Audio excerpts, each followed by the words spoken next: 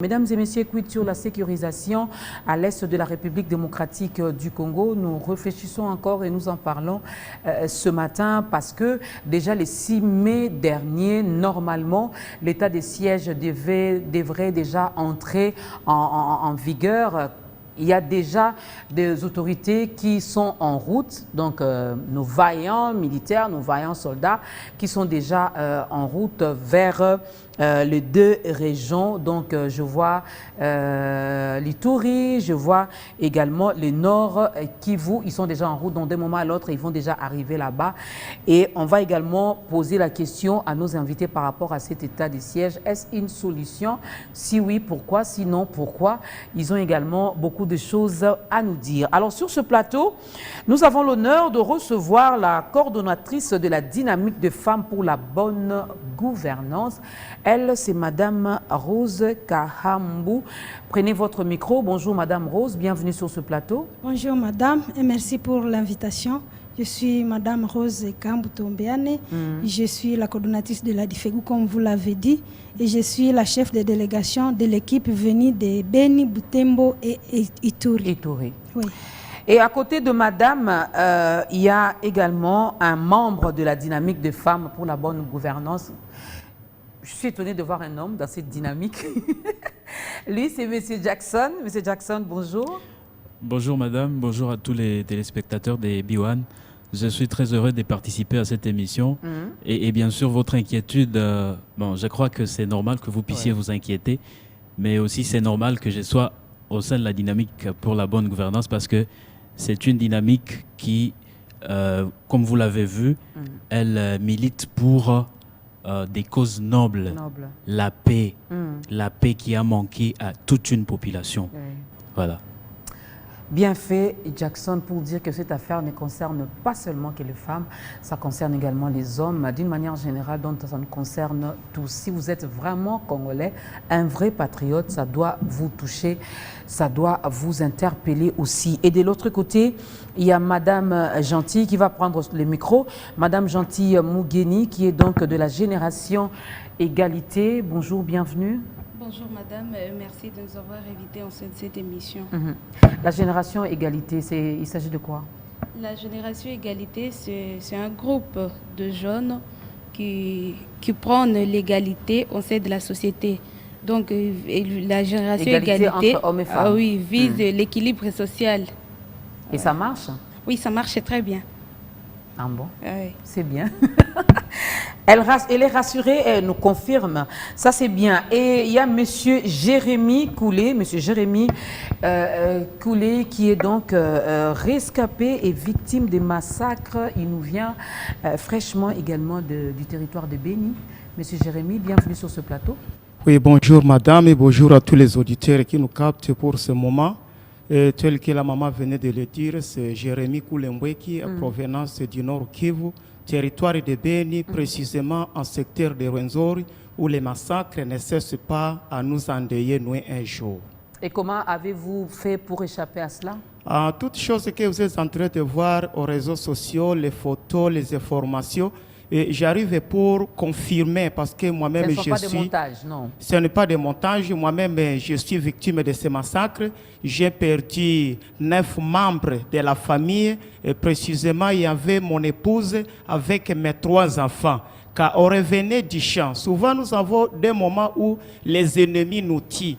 Vous savez que la population de l'Anse, c'est une population agricultrice.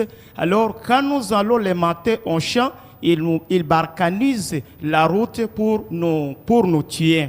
Et lorsque nous revenons du champ, par exemple, mon cas, je revenais du champ et avec 10 personnes. Moi, j'étais la 12e personne. J'étais derrière et le groupe était devant. On ne s'y attendait pas qu'il y a un problème qui peut nous arriver en cours de la route. Et vous savez que lorsqu'on quitte les champs, les mamans transportent au dos les bois de chauffage, la nourriture. Alors on marchait en étant fatigué. Subitement, plus ou moins à 2 kilomètres en s'éloignant du champ, nous avions vu un groupe de personnes ressorties dans la brousse, vêtues à tenue militaire, portant des armes à feu, portant des haches et des machettes. Tenue militaire des Congolais ou... Oui, des Congolais, des Congolais. Alors, c'est ainsi qu'ils ont arrêté le groupe, tellement que moi j'étais derrière.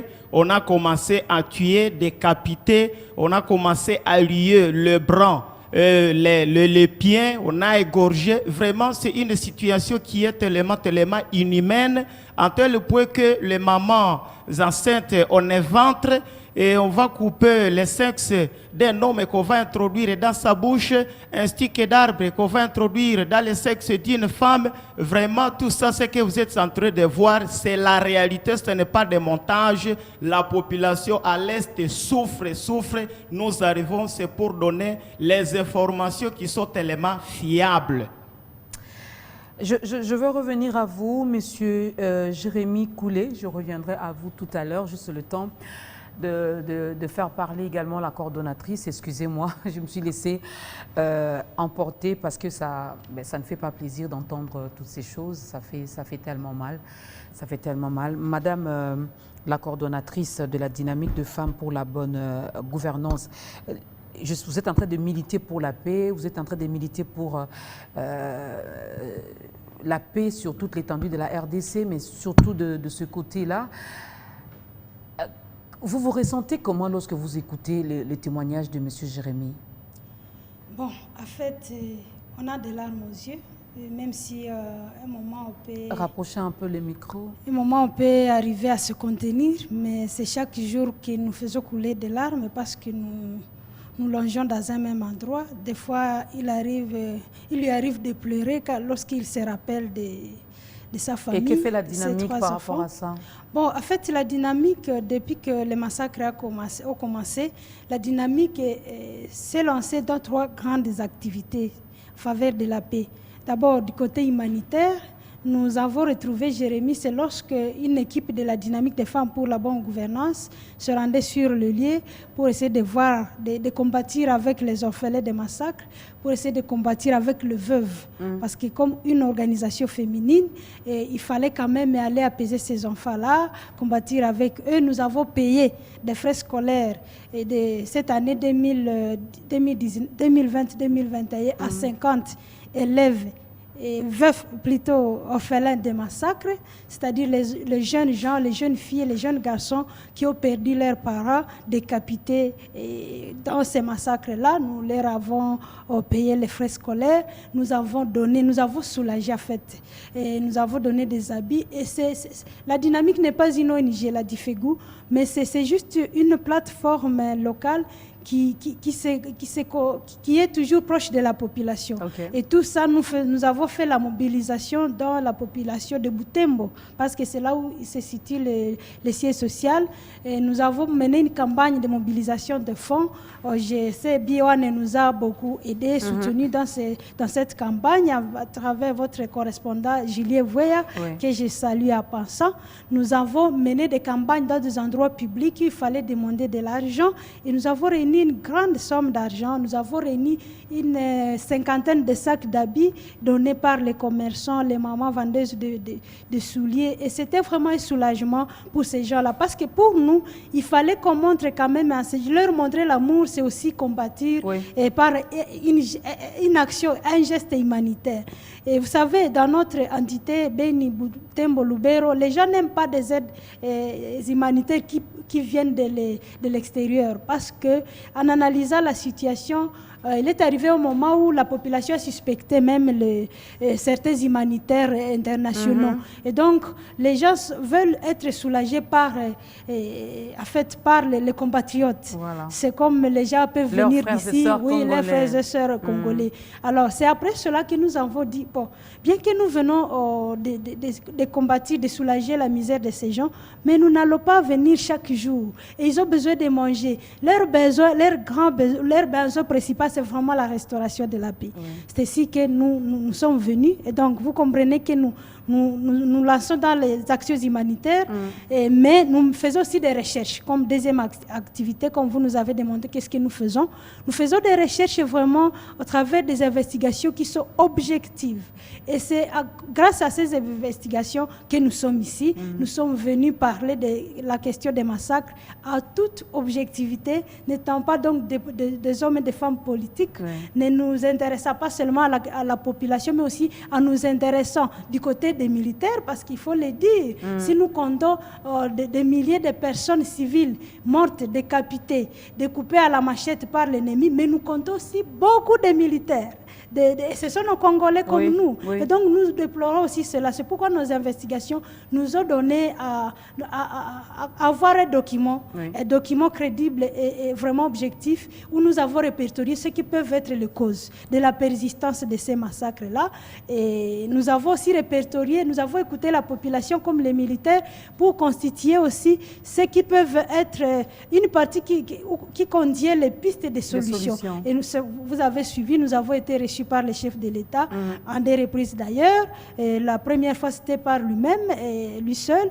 Et après, il a plu à lui de pouvoir inviter les autorités militaires de ce pays pour que nous puissions leur parler aussi de cette question-là. Et qu'est-ce que ça a donné? Donc, ce sont des plaidoyers. C'est la troisième action. Okay. Qu'est-ce que ça a donné? Nous voyons déjà, selon nous pensons que le chef de l'État a compris notre message. Parce que nous avons effectivement les résultats de nos investigations, mais nous avions ce message qu'il considère la sécurité à Beni Ituri comme une priorité des priorités. C'était ça le message principal et de notre plaidoyer. Et d'un coup, quelques jours après, nous avons compris qu'il a commencé à prendre des mesures, des décisions. Oui, d'abord, il a reçu le président kenyan, avec qui on s'est accordé que les militaires, l'armée kenyane peuvent venir à RDC, surtout du côté de Beni, pour renforcer les forces armées de la République démocratique du Congo. C'était juste après ce plaidoyer-là. Et voilà, aujourd'hui, c'est l'état de siège qu'il a proclamé.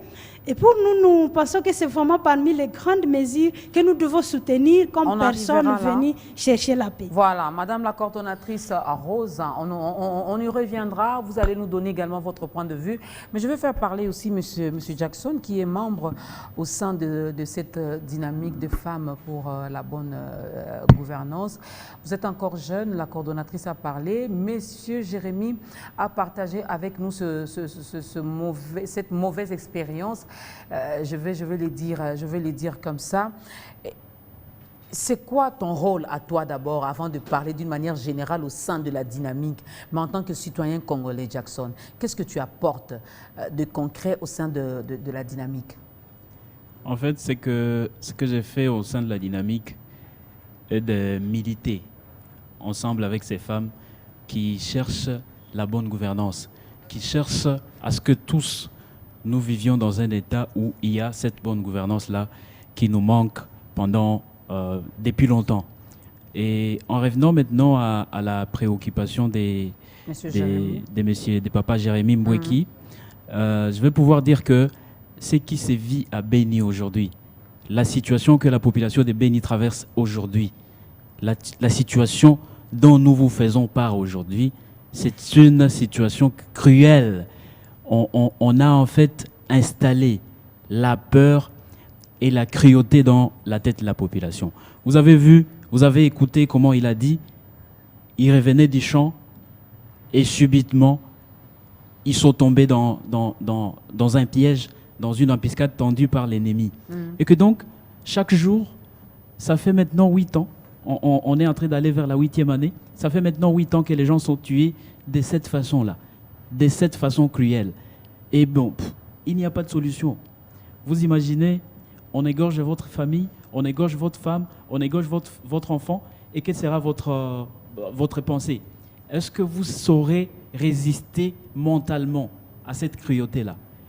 Et la plus grande question qu'on se pose, c'est quoi le mobile de cet assoiffé de sang? C'est quoi le mobile de ces personnes-là qui sont venues seulement pour tuer? Le mobile, c'est quoi? Et puis, s'il y a des populations qui retournent, qui reviennent sur les parties qui sont considérées comme un peu sécurisées, ces assoiffés de sang, ils reviennent pour les tuer. Ça signifie, on veut assez que cette population puisse fuir son milieu naturel. Et fuir son milieu naturel, pourquoi? Pour qu'il y ait quoi demain? Voilà autant de questions qu'on se pose. Et que donc, cela amène à penser que celui qui tue à Beni, même si on n'est ne sait pas bien donner son agenda, mais c'est quelqu'un qui tue pour faire fuir la population. En fait, il veut faire fuir la population pour qu'il y ait occupation des mains. Et c'est ça que nous avons vu comme le plus grand mobile. En fait, en revenant même sur les événements qui se passent à Béni, surtout la manière dont sont tués les gens, la manière dont les gens sont égorgés. Les gens sont égorgés. Parce que quand j'ai dit tuer, c'est... Bon, je crois que je minimise la façon dont ces gens-là sont égorgés. On peut tuer par fusil. Là, bon, on peut encore tolérer. On peut même tuer par la parole. Hein. On peut tuer par la parole, ça par le encore, mot. Oui. Là, bon, on peut dire, bon, ok. Mais c'est par le couteau, madame. C'est par des haches qu'on tue les gens. On prend une femme, on la décapite. Vous imaginez la scène? On tranche la gorge. Ça signifie que c'est avec une plus grande cruauté que nous devons tous nous mobiliser comme un seul homme. Et même les petits-enfants sont tués comme ça. Oui, même les petits-enfants. Des enfants qui n'ont rien à faire avec, je ne sais pas, ces assoiffés de sang. Moi, je les appelle des assoiffés de sang parce que, bon, en fait, quelqu'un de normal, quelqu'un qui est animé de bonne foi, ne peut pas faire autant à un enfant, autant à une femme, autant à un homme. Pourtant, à un humain qui n'a rien comme problème, qui n'a même rien comme difficulté, qui dépend uniquement de son champ. Uniquement de son champ. Il n'a pas besoin de faire la politique. Il n'a pas besoin de faire souvent, autre chose à part son champ. Ils ne s'intéressent même pas à ce qui se passe sur le plan politique. Voilà. Ils s'occupent de leur vie quotidienne. Donc, je vais me lever le matin, je vais travailler, je vais nourrir ma famille, scolariser mes enfants, et puis ça s'arrête là. Voilà. Et que donc, ce que je dis, et que tous ensemble, nous puissions regarder dans une seule direction pour emboîter les pas à la dynamique des femmes pour la bonne gouvernance que coordonne Madame Rose Tuombeane. Moi, je pense que c'est une question qui mérite vraiment la participation de tout le monde. Parce que quand nous sommes même venus ici, c'était pour la mobilisation nationale. En fait, nous avons compris qu'il y a des gens qui banalisent la situation ici. Il y a des gens qui continuent à penser qu'à Béni, à Butembo, à Lubero, les gens s'entretuent. Mais comment un homme peut prendre sa femme et l'égorger lui-même? Vous sentez ce que ça donne quand quelqu'un dit que là, il s'entretue. Hein? Et puis bon, le message passe, mais bon, personne ne réagit. Il y a des gens qui sont tués, bon. On dit ça les concerne, ça ne nous concerne pas. Bon, ce qui se passe à l'Est, bon, ça concerne les gens de l'Est. Bon, en fait, c'est pour une mobilisation nationale que tous ensemble, nous puissions mettre la main à la pâte, en fait, que cette situation finisse. En fait, c'est une situation qui a duré, et je crois que même le temps est passé pour que nous puissions ensemble tous nous lever comme un seul homme pour dire non à ces violences, pour dire non à ces génocides qui se passent à Béni. Non à l'insécurité, les habitants du Nord Kivu, les habitants de l'Ituri, ils ont droit à la vie, ils ont droit à la paix, ils ont droit à tout ce que nous avons droit ici à Kinshasa, pour ceux qui sont au Congo central, dans les Bandundu, et j'en passe, nous avons tous droit. Et le Congo nous appartient, n'est-ce pas? Alors, avant de revenir à Madame Rose, Madame Gentil, qui est gentille également de la génération Égalité, prenez le micro. Alors, vous venez d'entendre Madame Rose, le jeune Jackson, Monsieur Jérémy. Vous militez pour qu'il y ait égalité entre hommes et femmes. Et c'est quoi le rôle que vous jouez en ce qui concerne l'insécurité qui règne à l'est de la RDC? C'est quoi votre rapport? Nous, comme Génération Égalité, nous militons pour qu'il y ait égalité entre hommes et femmes. Et nous sommes en train d'observer ce qui se passe à Béni. Et nous avons même été sur terrain. Nous sommes en train de voir que la dignité humaine n'est pas respectée. Et particulièrement la dignité de la femme. La façon dont on est en train de tuer les femmes, c'est une façon de leur dénigrer, une façon de leur minimiser, de saper leur personnalité. Vous allez voir une femme, on tue la femme, on déshabille cette femme-là d'abord et on la laisse nue. Vous avez entendu Jérémy en train de dire que parfois on prend même un stick d'arbre et introduire ça dans l'évangile d'une femme. Ça, c'est une façon de dénigrer la femme, comme si la femme n'est rien. Une violation de droits de la femme, une violation de la dignité humaine. Et donc, nous dénonçons chaque jour cette situation. Ayant comme partenaire la dynamique des femmes pour la bonne gouvernance, parfois la dynamique nous associe à différentes activités qu'elle réalise et nous contribuons dans la dénonciation de cette façon-là dont les femmes sont en train d'être tuées, les femmes, les enfants. Une femme, vous allez voir, une femme occupe même les seins de la femme, avant même de la tuer, occupe les seins. Vous allez voir vraiment, les femmes sont en train d'être tuées d'une façon, donc vraiment. Et parfois même les femmes sont violées. Les jeunes filles sont violées avant d'être tuées. Et parfois vous allez voir, on tue la femme et on laisse le bébé téter les seins de la femme qui est déjà morte. C'est vraiment, ça trouble vraiment les mémoires, donc ça traumatise quoi. Oui. C'est très, très, très traumatisant. Alors, Madame Rose, je reviens vers vous. Avant même de commencer à parler de cet état de siège qui a été décrété par le président de la République, vous avez parlé de comment vous vous êtes organisé, par exemple pour soutenir M. Jérémy qui, lui, a échappé belle finalement à ces massacres, mais il a vécu des choses horribles. Voir sa femme tuée, ses enfants massacrés devant ses yeux, je ne sais pas quoi dire, mais est-ce que en dehors peut-être de les accompagner sur le plan, je veux le dire, social, les assister et tout, sur le plan spirituel, est-ce qu'il y a également, vous avez contacté certains hommes de Dieu, les églises, pour accompagner finalement ces genres de personnes? Merci. En fait, il y a parce que je me rends compte que c'est important. C'est très important. Il y a toutes les églises qui sont mobilisées sur place à Beni, Butembo, Lubero, Eringeti, même à Ituri pour la question. Je vois par exemple dans certaines paroisses catholiques, il y a déjà des psychologues engagés, rassemblés pour assister nos frères et sœurs qui ont été victimes de ces massacres de manière directe. Donc, les gens qui ont vu, qui ont assisté à l'égorgement de leurs bienheureux, des bien-aimés.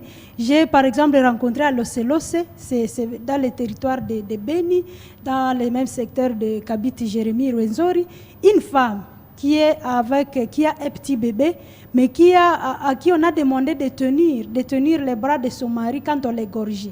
Et donc, elle a assisté, elle a été là. En fait, elle a écouté les derniers cris de son mari, qu'on égorgeait comme un animal, lentement, comme on le fait pour une bête qu'on veut manger, en fait, dont on veut manger la chair. Et donc, ces personnes-là, elles sont nombreuses. Oui, elles sont nombreuses. Et nous avons déjà des problèmes, des personnes qui sont malades. Au niveau de leur psychologie, nous avons des cas au niveau des structures sanitaires qui s'occupent des problèmes psychiques. Il y a plein de personnes. Les enfants qui ont assisté, peut-être qui se sont cachés dans la brousse et qui ont assisté à l'égorgement de leurs parents. C'est pourquoi toutes les églises sont mobilisées. Mais nous avons pensé que aider ces gens-là, c'est restaurer, c'est les aider à restaurer la paix. Oui. C'est ça leur besoin. C'est pourquoi on est venu ici à Kinshasa. Et on n'est pas venu comme Difegu seul, parce que c'est la Difegu effectivement qui a pris l'initiative. Mais après nos investigations, nous sommes dit, nous devons constituer une délégation vraiment solide et constituer des personnes aussi qui sont touchées de manière directe ou indirecte. C'est ainsi qu'à part la Génération Égalité que nous avons associée à la mission, nous avons aussi une association des étudiants ressortissants d'Owicha, étudiants élèves ressortissants d'Owicha et environ, qui ont fui aussi ces atrocités, qui vivent les uns à ville de Butembo, les autres à ville de Beni, et qui ont perdu leurs parents. Nous les avons associés, ils sont aussi parmi nous, même s'ils ne sont pas avec nous sur ce plateau, mais ils sont parmi la délégation, parce que la délégation, il faut le dire, est constituée de 11 personnes, dont 2 rescapés des massacres, Et notre petit jeune est resté à la maison là où nous logeons parce que lui est du territoire il est en fait à la frontière de Nord Kivu et Ituri. C'est un jeune qui a perdu tous les membres de sa famille. Il est resté seul.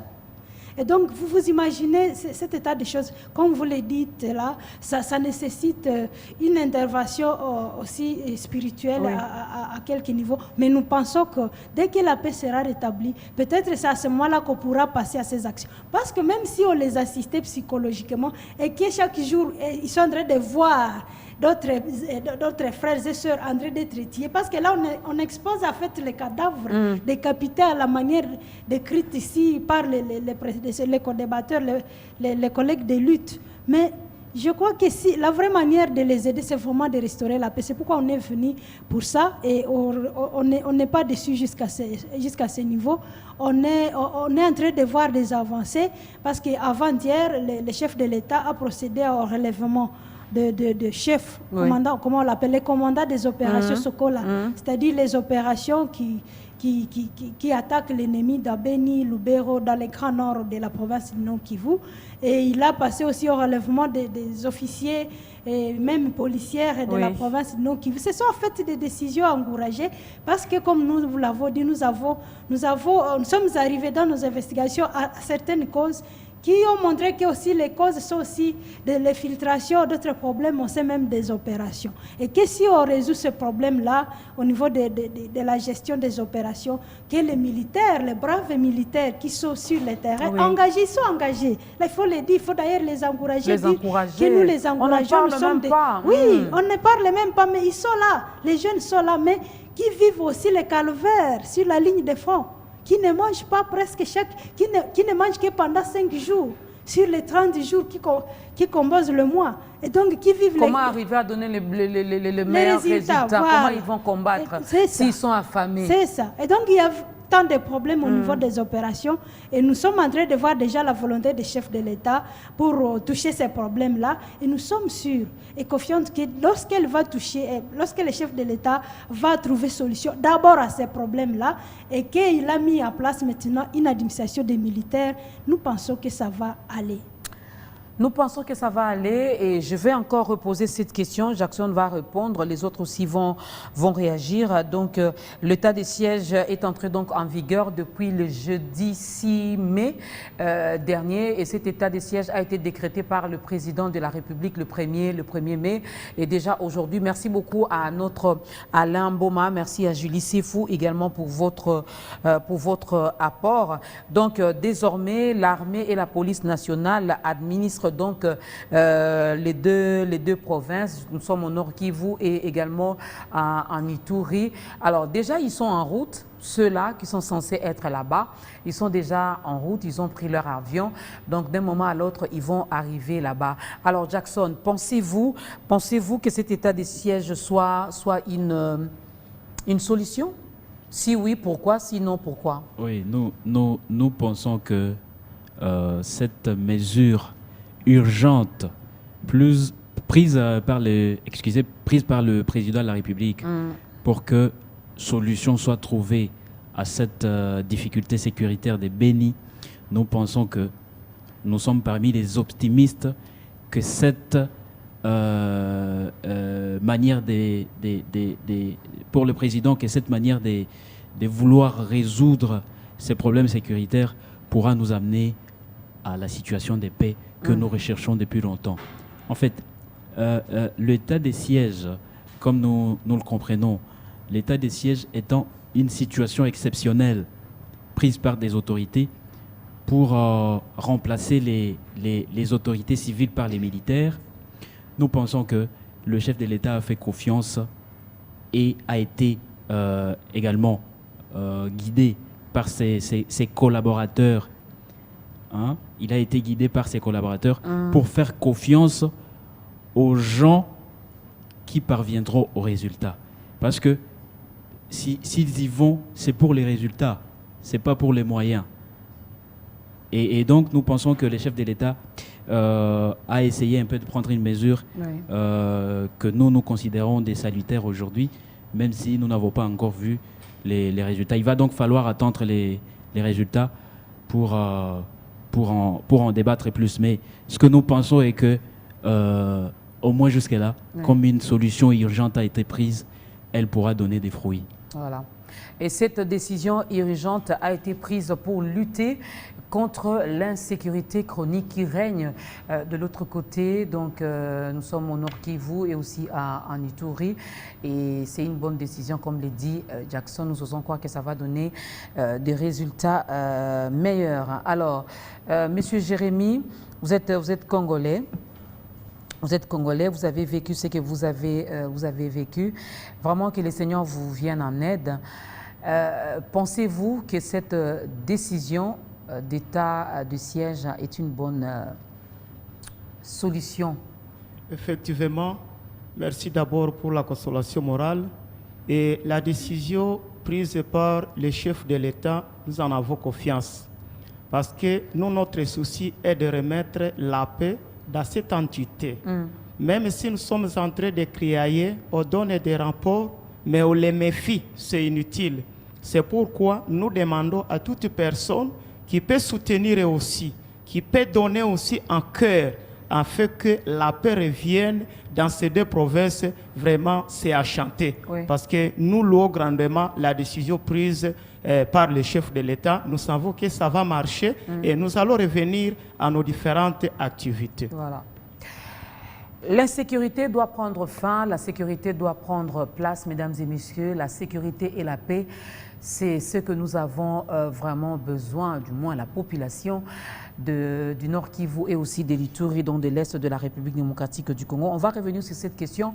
Madame Gentil va répondre aussi. Alors, si vous voulez également participer, répondre, réagir, je ne sais pas, prodiguer un conseil, apporter votre soutien à la dynamique et aussi à Monsieur Jérémy qui est là, vous pouvez donc écrire. J'ose croire que Sylvie, il y a un numéro qui est affiché. Participez également à cette émission, à cette tranche matinale donnée ensemble. Il vient de faire son entrée, tout à l'heure il aura le micro, il va répondre, mais entre-temps, Madame Gentil va répondre également à cette question. Est-ce cet état de siège est une bonne solution finalement pour mettre fin à cette insécurité qui règne à l'est de la RDC? Nous pensons que si le chef de l'État a pris cette mesure, c'est d'abord une détermination. Il a trouvé que c'est assez avec les sécurités à l'Est. C'est pourquoi il a pris cette mesure. Et c'est une volonté qu'il manifeste à finir avec les sécurités à l'Est. Et quelque chose qu'on fait avec détermination. Donc cette mesure que le chef de l'État a prise, nous espérons, nous avons confiance que ça va apporter une solution à les sécurités qui sévissent à l'Est du pays. Nous avons confiance. Et si cette mesure n'apporte pas une solution, comme c'est une mesure prise par le chef de l'État avec détermination, il va passer à d'autres mesures. Mais nous avons confiance que cette mesure va apporter des solutions. Ça va marcher. Il s'appelle Christian Emango. J'ai déjà autant de questions ici pour lui. Ça va, Christian? Excellent lundi à toi. Merci beaucoup, Dorcas Kapinga. Très content de me retrouver encore sur ce plateau, quoique le sujet pince quand même. Ouais. Mais nous sommes là. Tu as raté le témoignage de M. Jérémy qui, lui, a vraiment vécu ce massacre comme ça. Il revenait du champ avec sa femme et ses enfants. Il a vu comment on a tué sa femme, ses enfants devant lui. Donc, des fois, quand nous, on en parle, on trouve qu'on ne sent pas combien ça fait mal, combien ça pèse dans nos cœurs, parce que nous sommes ici à Kinshasa, on pense que tout va bien. Tout va bien, mais lorsqu'il a parlé de tout son cœur, je me suis mis à sa place, j'ai dit que mais c'est pas facile, c'est pas facile. Alors, Christian et Mango, brièvement, en quelques mots, si nous te posons la question de savoir si tu dois expliquer, définir un état de siège en 2-3 mots, qu'est-ce que tu diras à ce Congolais qui n'a pas compris tout ce que le président de la République avait dit? Ce que le président de la République a dit, c'est en 2-3 mots, c'est une situation d'exception. Situation d'exception. Cela veut dire que normalement, on devait attendre, suivre certaines procédures pour répondre face à la situation de la guerre qui se passe à l'est du pays. Mais nous n'allons pas suivre ces procédures-là, nous allons les sauter, si on peut s'exprimer ainsi. Voilà pourquoi, au lieu d'attendre qu'un gouverneur puisse prendre des précautions pour réagir, au lieu d'attendre que le ministre de la Défense ou de l'Intérieur puisse passer d'abord par le Parlement, prendre certaines autorisations, etc., nous allons réagir directement. Au lieu, si nous avons une information, parce que vous savez que ça a été souvent une grande difficulté pour notre armée, on peut avoir une information. On peut savoir que les rebelles se trouvent à tel endroit. On peut savoir qu'il y a telle personne qui est leur informateur.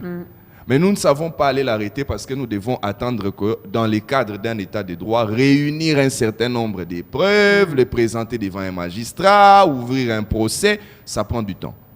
Mais là, nous n'allons plus suivre ces procédures-là. Voilà pourquoi on dit état de siège. Les tribunaux civils, ça c'est en tout cas la partie de la décision que j'attends encore du chef de l'État, parce qu'on a entendu que ça a été un peu, excusez-moi, c'est mon avis, trop politisé. Les gouverneurs sont devenus des militaires, mais la question fondamentale, c'est que pendant l'état de siège, on attend à ce que les tribunaux militaires puissent remplacer les tribunaux civils. Jusque-là, nous n'avons pas vraiment senti de cela. Parce que ces gens-là, maintenant, il peut y avoir, d'ailleurs ça aussi ça a été repris dans l'ordonnance, des perquisitions sans suivre la procédure normale, parce que nous sommes en situation d'exception. C'est-à-dire que les militaires peuvent arriver chez vous, ils entrent, ils commencent à fouiller. Ils n'ont pas besoin d'obtenir d'abord un mandat du parquet pour pouvoir venir, ni d'un juge. Ils arrivent, ils se mettent à fouiller et ils sortent. Si ils ont des indices sérieux que vous pouvez être mêlé à tel ou tel autre groupe armé, on peut même vous arrêter d'office et vous juger sur le champ devant des juridictions militaires et non des juridictions civiles, parce que les procédures pourraient être élastiques. Mais ici, on les a écourtées. C'est un peu ce qu'il faut retenir brièvement de l'état de siège. Donc, le président de la République est resté dans la loi. Bon, juridiquement parlant, c'est au président de la République la compétence de pouvoir proclamer l'état de siège. Le reste, c'est la loi d'application. Il y a un député, je crois Bertin Moubondi, qui a déposé une loi d'application quant à ce. Il y a toute une confusion tout autour de cette question-là, mais je crois que le Parlement peut même en urgence pouvoir se pencher sur cette loi-là et donner des mesures d'application à l'état de siège, état d'urgence. Bonjour Maman Dorcas, mes questions sont les suivantes. Est-ce que vous êtes sûr que la décision du chef de l'État de proclamer un état de guerre, un état de siège donc à l'est de la République démocratique du Congo, peut-elle mettre fin à cette guerre, à cette insécurité? Nous avons posé cette question. Jackson a répondu, Madame Gentil a répondu, Monsieur Jérémy, même qui était avec nous sur ce plateau, a répondu également à cette question.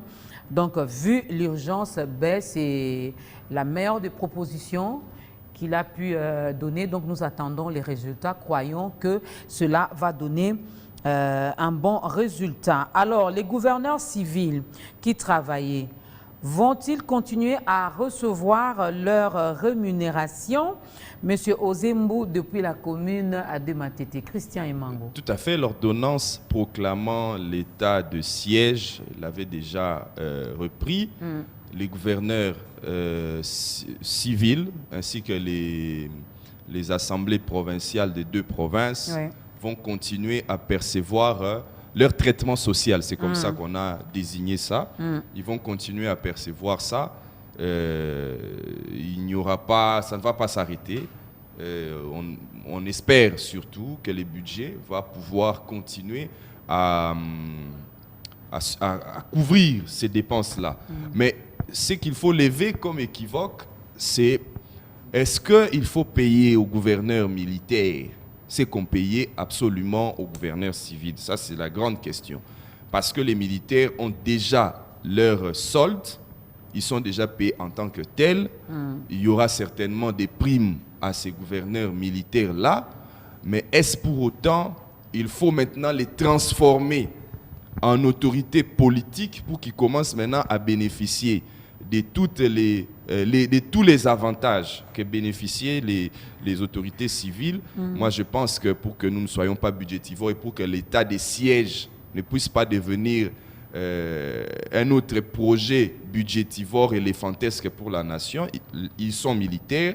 Je crois qu'ils ont eu la formation de rester militaires et les avantages qu'ils ont toujours eu, ils continueront à les percevoir sans les considérer comme des autorités civiles. Sinon, tu risques de comme la COP.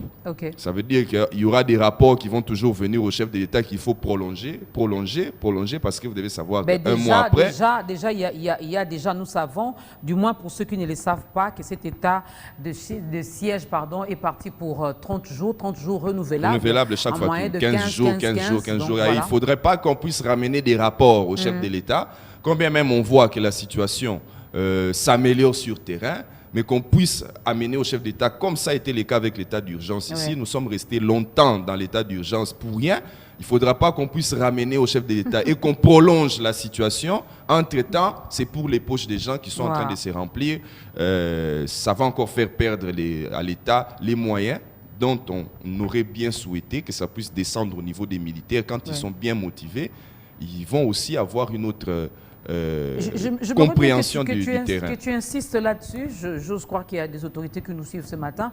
Madame Rose l'a évoqué ici. Des fois, quand nous venons ici, même pour parler de Béni, on ne mentionne pas nos militaires qui sont de l'autre côté et qui d'une manière ou d'une autre, fournissent également des efforts pour essayer un peu de sécuriser la population et leurs biens.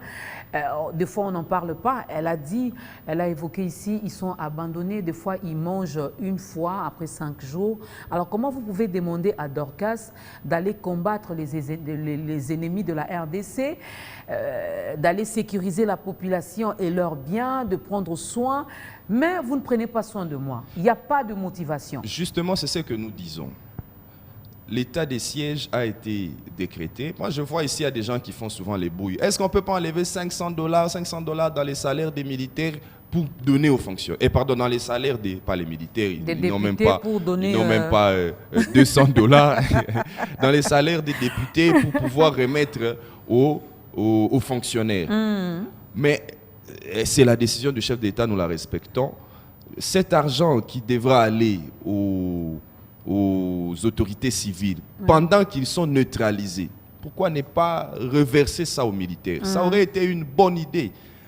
Est-ce qu'il faut encore, pendant qu'ils sont off, ils ne travaillent pas? Et d'ailleurs, dans l'allure où nous allons, moi je le pense, d'ailleurs, on va entrer en vacances parlementaires et je suis fort persuadé que ces institutions-là ne vont pas revenir. Parce que d'ici le 30 juin, les institutions provinciales iront aussi en vacances. Donc, je ne vois pas pourquoi. Or, ce qui est sûr, l'état de siège, je ne vois pas cette guerre asymétrique avec autant de groupes armés sur les deux territoires, peut prendre fin. J'effleure même la question du téléspectateur qui a dit est-ce qu'on peut réussir? C'est comme madame vient de le dire, c'est juste une décision d'engagement. C'est pour montrer, donner des signaux que maintenant on est venu, on a l'esprit du combat. Mais penser automatiquement qu'au bout de 30 jours, on peut mettre fin à une telle guerre, je crois que même les Américains, je ne sais pas s'ils peuvent être capables de faire ça, parce qu'ils ont pris des années en Irak. Une guerre, quand ça commence, on sait. Mais quand ça prend fin, personne ne sait. Donc, dans les 30 jours, et on va aller jusqu'à 60 jours, l'état des sièges sera peut-être encore sur pied d'œuvre. Et en ce moment-là, continuer toujours à déverser des fonds aux autorités civiles qui les percevaient déjà avant. Moi, je crois qu'il faut qu'il y ait des réaménagements au niveau du budget et reconsidérer la manière dont nous voyons nos militaires pour pouvoir leur donner suffisamment de moyens.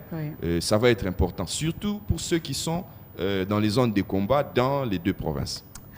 Madame Rose, la dynamique des femmes pour la bonne gouvernance milite pour la sécurité, pour la paix à l'est de la République démocratique du Congo. Ça fait combien de temps que vous menez ces combats? C'est depuis 2014, c'est-à-dire l'association a été créée avec l'avènement des massacres. C'est lorsque les femmes se sont dites, non, comme femmes, c'est nous qui donnons la vie, mais on commence à la bafouer, nous devons quand même nous organiser pour que nous puissions contribuer à notre niveau à la restauration de la paix. C'est donc depuis 2014 que la dynamique des femmes pour la bonne gouvernance a été créée. Vraiment, moi je demande à Dieu ce matin de vous bénir, de vous donner la force de continuer. Et nous osons croire que la paix reviendra, ainsi que la sécurité à l'est de la République. Vous avez vu les présidents de la République, juste après quelques jours, il y a eu cette mesure d'état de siège. La lutte continue parce qu'on continue encore à tuer nos frères et sœurs, nos mamans, nos enfants, de l'autre côté de l'Est. Mais est-ce qu'il y a un message à la population ? Si on demandait à Madame Rose de regarder sa caméra, de s'adresser directement à la population congolaise, parce que celle qui est de l'autre côté de l'Est, elle est en train de vivre ces massacres. C'est devenu comme sa vie quotidienne. Hein? Donc, du jour au jour, on sait peut-être qu'on va dormir, on ne sait pas si on va se réveiller, on sait peut-être qu'on ira au champ, on ne sait pas si on va rentrer à la maison. On a vu même des petits-enfants qui se sont levés, les écoliers qui se sont levés, qui ont dit non. Nous allons dormir à la belle étoile pour qu'il y ait la sécurité et la paix à l'Est. Mais parler au reste de la population congolaise. Merci. Et ce que je vais demander à la population congolaise, c'est de considérer cette question comme une menace nationale, une menace à notre nation, la République démocratique du Congo, et non pas une menace à ces pauvres agriculteurs et agricultrices qui n'ont rien à voir avec la politique de notre pays.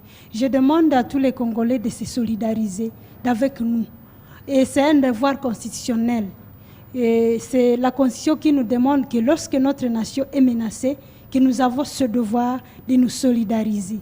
Et contribuer à la sécurité de chez nous, c'est d'abord éviter ce langage de nature à culpabiliser, Jackson l'a dit, de nature à culpabiliser la victime.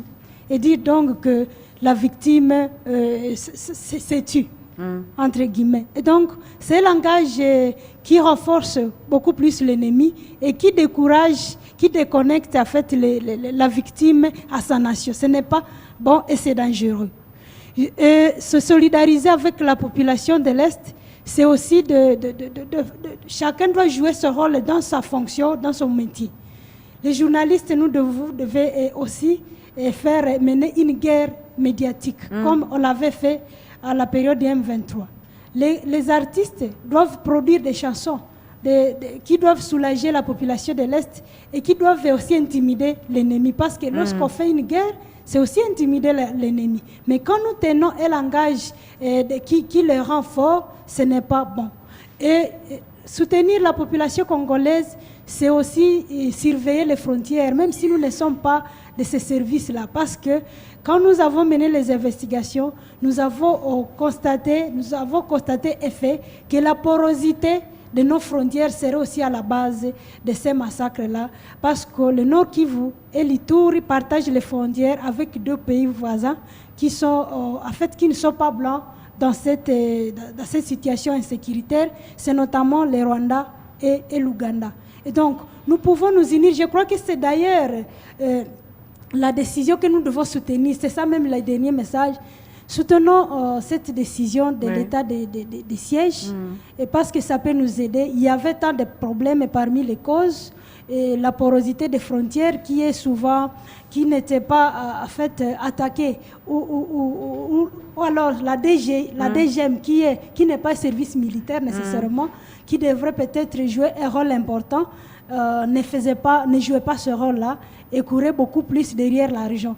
Et donc, nous pensons que quand les militaires prennent le pouvoir au niveau des provinces, avec leur stratégie, avec leur expérience, ils pourront jouer, ils pourront mettre en place toutes les stratégies et nous avons le devoir de les soutenir. C'est ça même la dernière recommandation. Soutenons l'armée parce que l'armée, c'est comme, en fait, la guerre, c'est comme le match.